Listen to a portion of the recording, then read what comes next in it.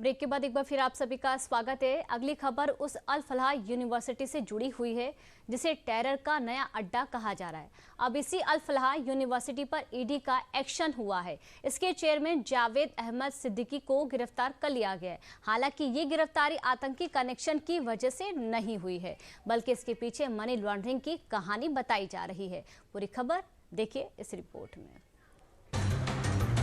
Delhi blast के बाद चर्चा में आई अल फलाह यूनिवर्सिटी के जिस चेयरमैन पर कार्रवाई की तलवार लटक रही थी, अब वो गिरफ्तार हो चुके हैं। नाम है जावेद अहमद सिद्दीकी और मंगलवार की सुबह से जो ईडी जांच कर रही थी, रात होते ही जावेद अहमद सिद्दीकी की गिरफ्तारी के साथ वो दिन खत्म हुआ। गाड़ियों का लगा ये मजमा उन अधिकारियों का ही है जिन्होंने अल फलाह यूनिवर्सिटी को एक्सपोज करके रख दिया। अल फलाह यूनिवर्सिटी के फाउंडर जावेद अहमद सिद्दीकी को ईडी ने गिरफ्तार किया। 18 नवंबर को दिल्ली में 19 जगहों पर छापेमारी की गई। इसमें जावेद सिद्दीकी और अन्य लोगों के घर भी शामिल थे। दावा है इस दौरान ईडी ने 48 लाख रुपए नकद, कई डिजिटल डिवाइस और महत्वपूर्ण दस्तावेज जब्त किए। बड़े पैमाने पर फंड की हेराफेरी पाई गई।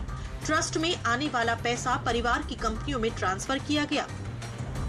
निर्माण और कैटरिंग के कॉन्ट्रैक्ट भी जावेद सिद्दीकी ने अपनी पत्नी और बच्चों की कंपनियों को दिए। करोड़ों रुपए की गैर कानूनी कमाई बनाई और उसे लेयर किया गया। कई शेल कंपनियों का इस्तेमाल किया गया।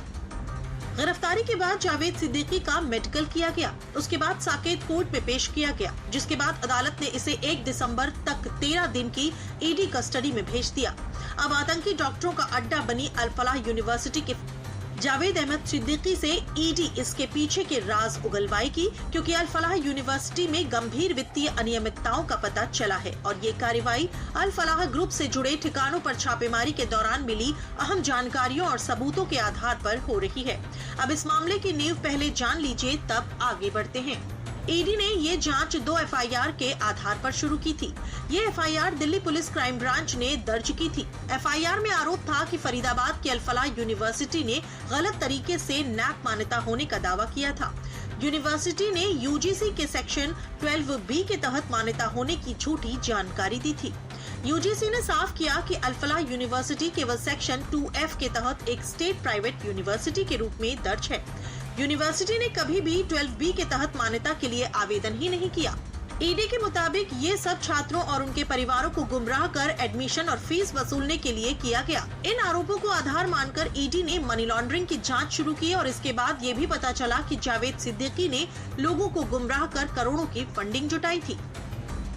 ईडी ने दावा किया कि अल फलाह यूनिवर्सिटी ने 2018 से 2024 के बीच 415 करोड़ रुपए गलत दावों से कमाए और ये पैसा उस समय आया जब यूनिवर्सिटी के पास न नैक मान्यता थी और न ही यूजीसी की 12B मान्यता थी। मतलब छात्रों से एडमिशन और फीस गलत जानकारी देकर ली गई। इसलिए ईडी ने इस रकम को प्रोसीड्स ऑफ क्राइम यानी अपराध से कमाया हुआ पैसा बताया। एजेंसी का दावा है कि 415 करोड़ तो सिर्फ शुरुआती आंकड़ा है।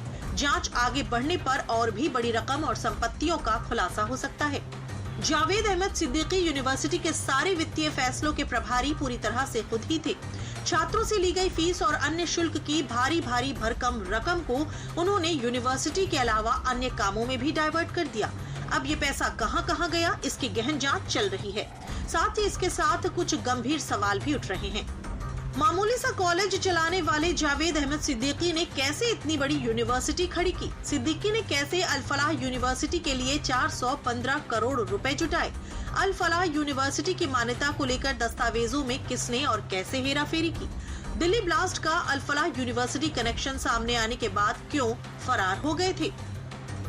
जावेद सिद्दीकी पर हुई कार्रवाई के बाद अवैध फंडिंग की बात साफ हो चुकी है और जो अल फलाह यूनिवर्सिटी के ऊपर अनियमितताओं का शक था वो अब हकीकत में बदल चुका है। अब जरा इसके पीछे की पूरी कहानी भी समझ लीजिए।